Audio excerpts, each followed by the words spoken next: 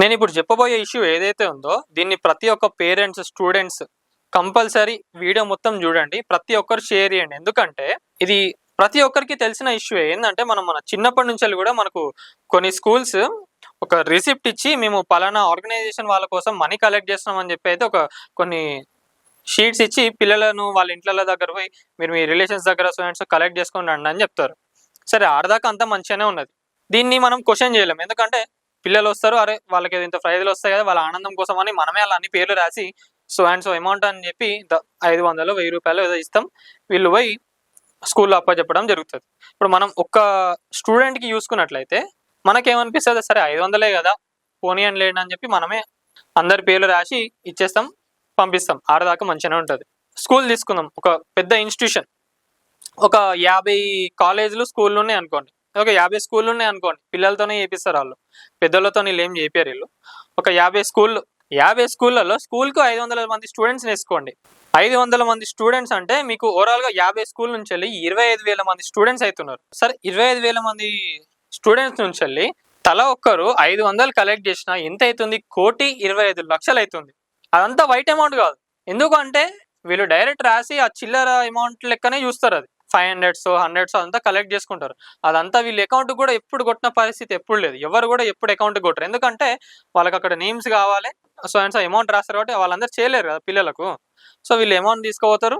మరి ఇదంతా నిజంగానే ఆర్ఫన్స్కి లేదా ఈ వృద్ధాశ్రమాలకి ఏదైతే ఉందో అడిగి పోతున్నాయా? ఇప్పుడు ఇచ్చేటోళ్ళకు తక్కువనే అనిపిస్తుంది, కానీ అదంతా ఒక దగ్గర జమ కుడితే ఎంత అవుతుందో అనేది ఆలోచించండి. ఇప్పుడు మనమా డైరెక్ట్ పోయి మనం ఇచ్చిన 500 రూపీస్ కోసం అయితే అడగలేం. అలాంటప్పుడు ఆలోచించాలి మనం కూడా, నిజంగానే ఈ పైసలు అనేది ఆర్ఫనేజ్కి పోతుందా? నార్మల్ గా ఇదే టాపిక్ గురించి ఒకరితో మాట్లాడితే వాళ్ళు ఏమంటారంటే, ఒక టీచరే ఏమంటారంటే, పిల్లలకు ఎథిక్స్ ఇవన్నీ తెలియాలి కదా, ఇట్లాంటివి చేస్తేనే వీళ్ళు ఫ్యూచర్ లో ఎవరికైనా హెల్ప్ చేయడానికి కూడా ఉంటుంది అది అని చెప్పి అన్నారు. సరే, వీడి దాకా మంచిగానే ఉన్నది. సరే, నిజంగానే అదొక మంచి ఆలోచన, తప్పని ఏం కాదు. కానీ ఇదే పిల్లలను వీళ్ళు ఇన్ని పైసలు జమ చేస్తున్నారు కదా, ఆ సరౌండింగ్స్ లో ఏదైతే ఆర్ఫనేజ్ స్కూల్స్ కానీ వృద్ధాశ్రమాలు ఉన్నాయో ఆడికి తీసుకెళ్లి వీళ్ళకు డైరెక్ట్ కాంటాక్ట్ చేయించి వాళ్ళతో మాట్లాడించి అవన్నీ చూపిస్తే ఆ ఫీల్ అనేది ఎట్లుంటది? ఎందుకు దీంట్లోకి వెళ్ళి మీకు ఏమైనా వాటాలు వస్తాయా చెప్పండి. ఇప్పుడు వాస్తవంగానే 1,25,00,000 నేను రఫ్ చేసిన అమౌంటే. మరి దాంట్లోకి వెళ్ళి వాళ్ళు ఎంత ఖర్చు పెడుతున్నారు, కాలేజీలోకి వెళ్ళి ఎంత తీసుకుంటారు ఏందనేది ఎవరు అడగరు, ప్రశ్నించారు.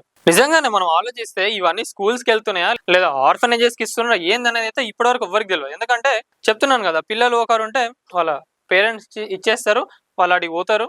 మళ్ళీ దానికంటూ ఎవరు ఎక్కువ కలెక్ట్ చేసిన అనేది క్లాస్ రూమ్ లో అలా పిలిచి మరి వాళ్ళకు ప్రైజులు ఇస్తారు.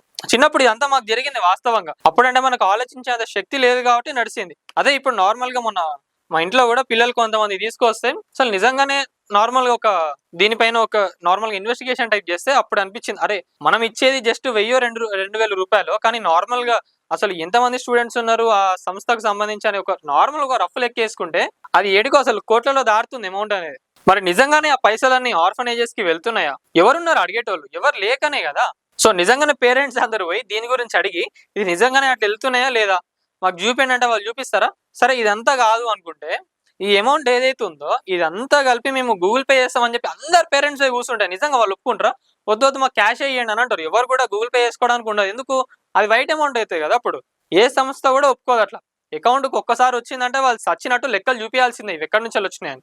అప్పుడు సచ్చినట్టు కూడా వాళ్ళు ఆర్ఫనేజెస్కి ఇంత అమౌంట్ ఇక్కడికి వచ్చింది పిల్లల తరపు నుంచి వెళ్ళి, ఇంత అమౌంట్ మేము ఇక్కడ ఆర్ఫనేజెస్లో ఇచ్చినామని చెప్పి చూపించుకుంటారు. ఇప్పుడు ఇదంతా వీళ్ళకు క్యాష్ రూపకంగా పోతుంది కాబట్టి ఒకటి ఆలోచించుకోండి, పేరెంట్స్ అయినా ఎవరైనా కూడా క్యాష్ రూపకంగా మనం ఎక్కడైనా ఇస్తున్నాం అంటే మస్తు సంబరపడతారు. ఎందుకంటే కొంచెం స్కాములు చేయడానికి ఈజీగా ఉంటుంది ఆస్కారం. అదే అకౌంట్ కొట్టినాం అనుకోండి సచ్చినట్టు లెక్క చూపించాలి ఎవరైనా కూడా. ఇట్లాంటి ఇష్యూస్ ఏవైతే ఉన్నాయో సొసైటీలో జర బయటికి తీసుకొస్తే మరి ఆ పైసలు ఎటు పోతున్నాయి. సో జర పేరెంట్స్ కూడా ఇట్లాంటి ఇష్యూస్ ఏమన్నా స్కూల్స్ వాళ్ళు ఏమన్నా టూర్లకని కానివ్వండి, సో పేరెంట్స్ కూడా పిల్లలు ఎప్పుడైనా ఇట్లాంటి అన్న పట్టుకొస్తే ఆలోచించి ఒక మాట అడగండి, తప్పేం లేదు. ఎందుకంటే మీరు పైసలు ఇస్తుండ్రు, మీరు అదనంగా ఫీజులు కూడా కడుతుండ్రు.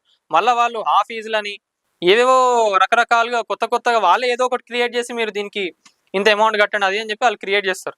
అందుకని అట్లాంటివన్నీ కాకుండా ఇట్లాంటి ఇష్యూస్ ఏమైనా పిల్లలు ఎప్పుడైనా పట్టుకొచ్చినప్పుడు మీరు అడగండి, తప్పేం లేదు.